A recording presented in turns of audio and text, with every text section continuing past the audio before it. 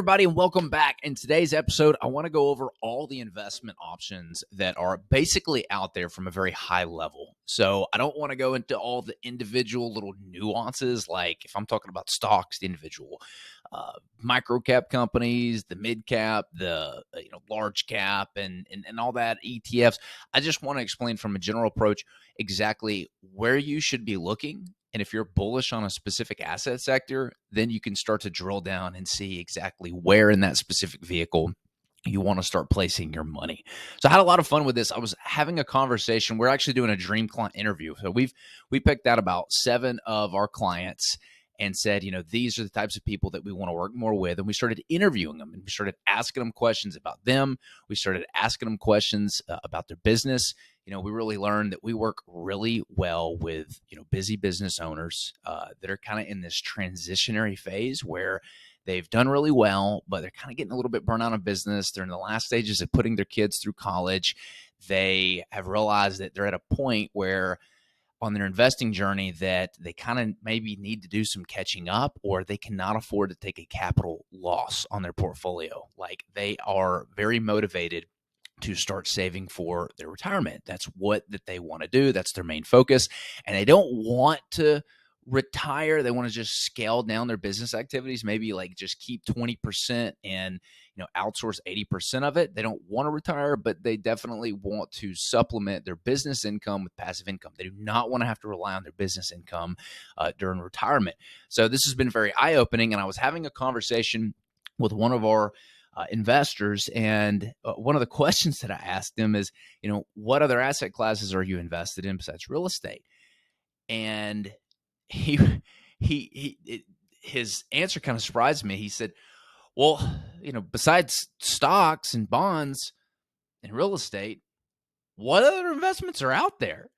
And it kind of caught me a little bit off guard, because I'd never done a deep dive with somebody on all the different options that were available to them. And I had a couple things that came to mind, like some annuities and some nuances with real estate. And then, of course, crypto came up. But I was like, let me do a deep dive on this episode and go over all the different asset classes that are available to investors.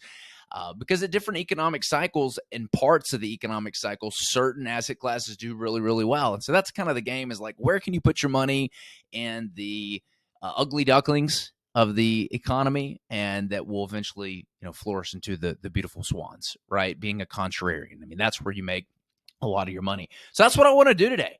So I'm not going to start with stocks and bonds, because that's what kind of everybody knows. Like, let's just jump into some of the stuff that is not as mainstream as everything else. So I want to start with commodities.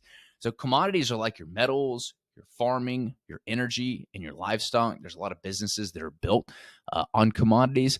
Commodities are typically seen as a product that it's very difficult to do a value add.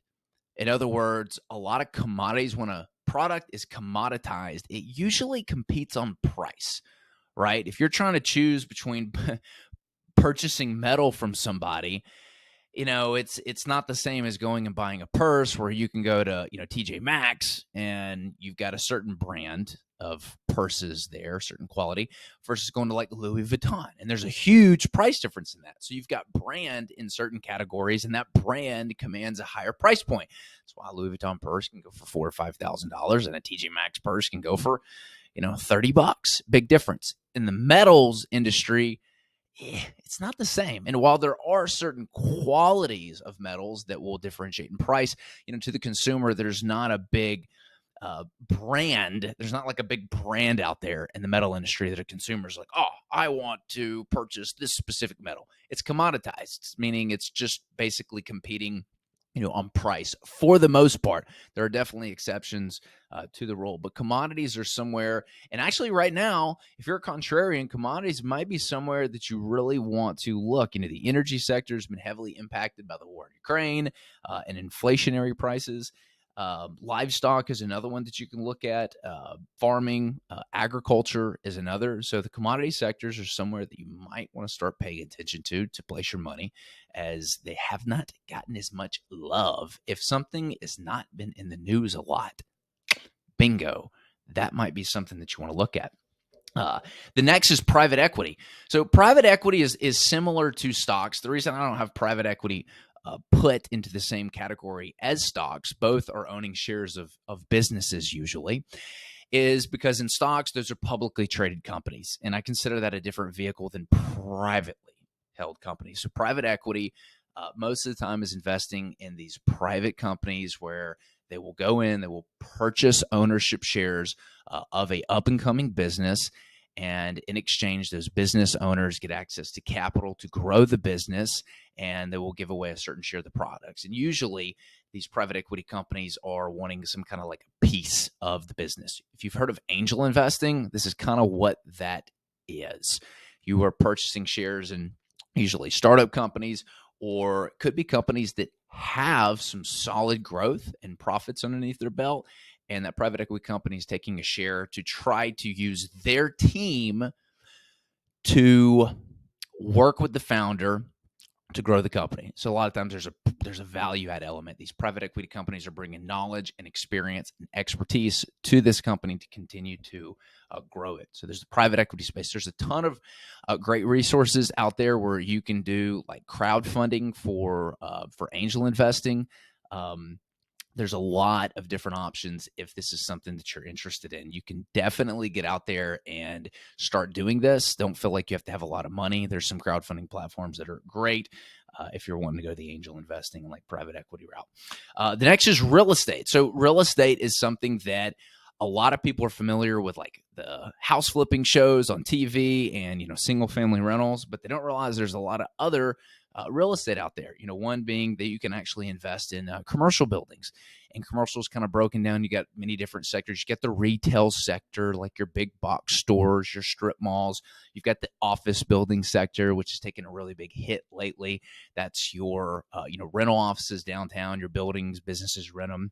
You've got your multifamily buildings that are, providing housing to people. You've got your single family sector that usually suburbs, your people moving into these houses. There's a lot of different nuances within real estate alone that can make it a super attractive vehicle. A lot of people are attracted to real estate for capital preservation because it's a little different than some of the other assets out there where real estate's traditionally always held its value.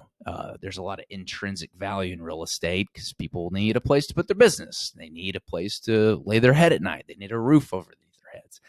Whereas in private equity and stocks, you could buy a company like Blockbuster that does super, super well, and then for 15, 20, 30 years, and then overnight, and Netflix comes in and just completely bankrupts it.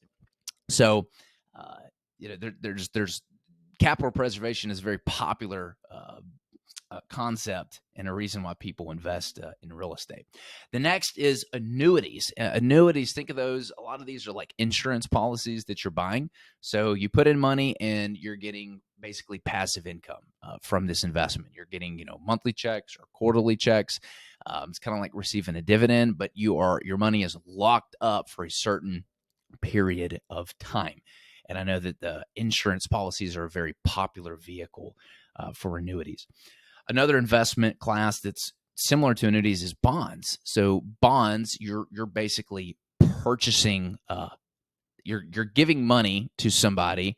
Like if you're purchasing treasuries, you're giving money to the U.S. government, and the U.S. government is investing that money, using it in its operations, and then paying you a dividend back. So bonds are great if you're looking for more of a safe investment and you're going to hold it to maturity. Now, bond prices, the value of your bonds can fluctuate wildly, but if you're in it for the long haul, you're at least going to get your principal back.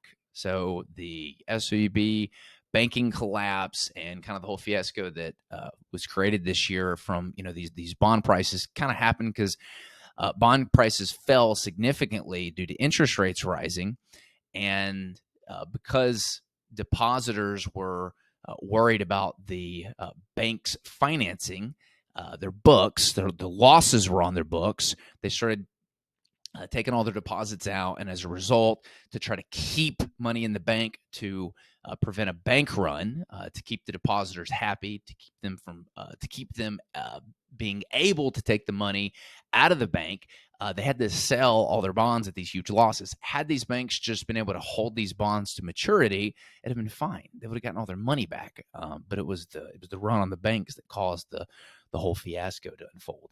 So bonds are great if you're looking for passive income. Much lower rate, mind you, but definitely a safe bet, especially if you're investing with the U.S. government, because they can just print more money and give it to you. And then finally, stocks. With stocks, you can buy individual stocks. You can buy mutual funds. You can buy, exchange traded funds. I do not like mutual funds. The biggest misconception with these mutual funds is you're usually investing through a financial advisor that's charging you a point and a half fee, and then they're investing your money into these mutual funds that also charge you a point or a point and a half. And so there are situations where you're giving up 3% on your portfolio per year, no matter what it does. Despite the performance, the financial advisor and the mutual fund gets paid no matter what it does. So if you're thinking, I'm going to get 7, 8, 9% return on my money by investing through a financial advisor and a mutual fund, you could potentially knock off a full 3% of that. So best case, if you're earning 9%, you're actually earning 6%. A lot of people don't know that. So I'm not a very big fan of mutual funds. I love Vanguard because of the low fees that they have. If anybody is curious what fees do to your portfolio over a long run and how it affects compound interest, you have to go look at the effects that fees have on your portfolio. Do a Google.